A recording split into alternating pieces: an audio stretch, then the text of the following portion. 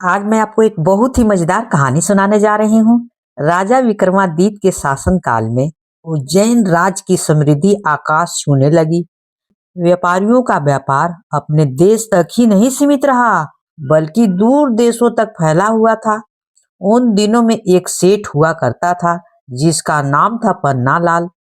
वह बड़ा ही दयालु तथा परोपकारी था। चारों ओर उसका यश था। वह दीन दुखियों की सहायता के लिए हमेशा तैयार रहता था। उसका एक पुत्र था, जिसका नाम था हीरा लाल, जो पिता की तरह ही नेक और अच्छा गुण वाला था। जब वह विवाह के योग हुआ, तो पन्ना लाल अच्छे रिश्ते की तलाश करने लगे। एक दिन एक ब्राह्मण ने उससे बताया कि समुद्र पार एक नामी व्यापारी है, जिसकी कन्या बहुत ही सुशील तथा गुणवंती है। पन्ना लाल ने फौरन उसे आने जाने का खर्च देकर कन्या पक्ष वालों को यहाँ रिश्ता पक्का करने के लिए भेजा। कन्या के पिता को रिश्ता पसंद आया और उसकी शादी पक्की हो गई। विवाह का दिन जब समीप आया, तो मूसलाधार बारिश होने लगी। नदी नाले जल से भर गए और द्वीप तक पहुंचने का मार्ग अवरुद्ध हो गया। बहुत लंबा एक मार्ग था, मगर उससे विवाह की तिथि तक पहुंचना बहुत असंभव था। सेठ पन्ना लाल के लिए यह बिल्कुल मुश्किल काम था। इस स्थिति के लिए वह तैयार नहीं थे, इसलिए वे बेचैन हो गया। उसने सोचा कि शादी की सारी तैयारियां कन्या पक्ष वाले कर लेंगे, और किसी कारण बारात नहीं पहुंची तो उसको तो ताने सुनने पड़ेंगे और जगहंसाई होगी।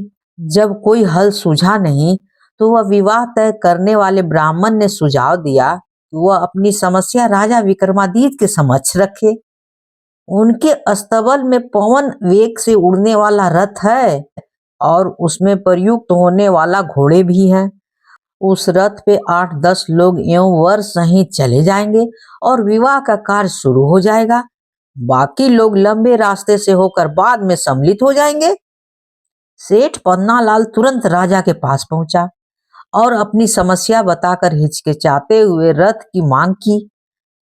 विक्रम ने मुस्कुराकर कहा कि राजा के हर चीज प्रजा की हित की रक्षा के लिए ही होती है, और उन्होंने अस्तबल के प्रबंधक को बुलाकर तत्काल उसे घोड़े सहित वह रथ दिलवा दिया। खुशी के मारे पन्ना लाल को कुछ सूझ ही नहीं रहा था कि राजा को कैसे धन्यवाद दे।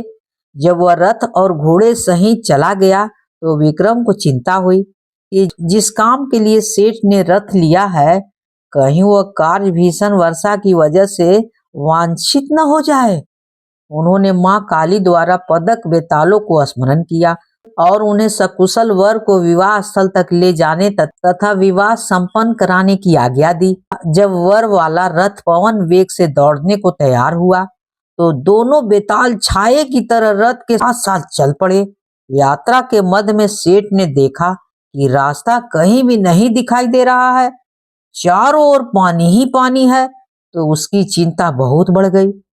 उसे सूझ नहीं रहा था क्या किया जाए, क्या न किया जाए। तभी अविश्वसनीय घटना घटी। घोड़ों सहित रथ जमीन के ऊपर उड़ने लगे। रथ जल के ऊपर ही ऊपर उड़ता हुआ निश्चित दिशा में बढ़ रहा था। दरअसल बेतालों ने उसे थाम रखा था और विवाह स्थल की ओर उड़े जा रहे थे। निश्चित मुहूर्त में सेठ के पुत्र का विवाह संपन्न हो गया। कन्या को साथ लेकर जब सेठ पन्ना लाल उज्जैन लौटा, तो घर के बदले सीधा राज दरबार गया। विक्रम ने वर वधु को आशीर्वाद दिया। सेठ पन्ना लाल घोड़ों और रथ की प्रशंसा में ही खोया रहा। राजा विक्रमादित्य उसका आशय समझ गए और उन्होंने अश्व तथा रथ उसे उपहार में दे दिए।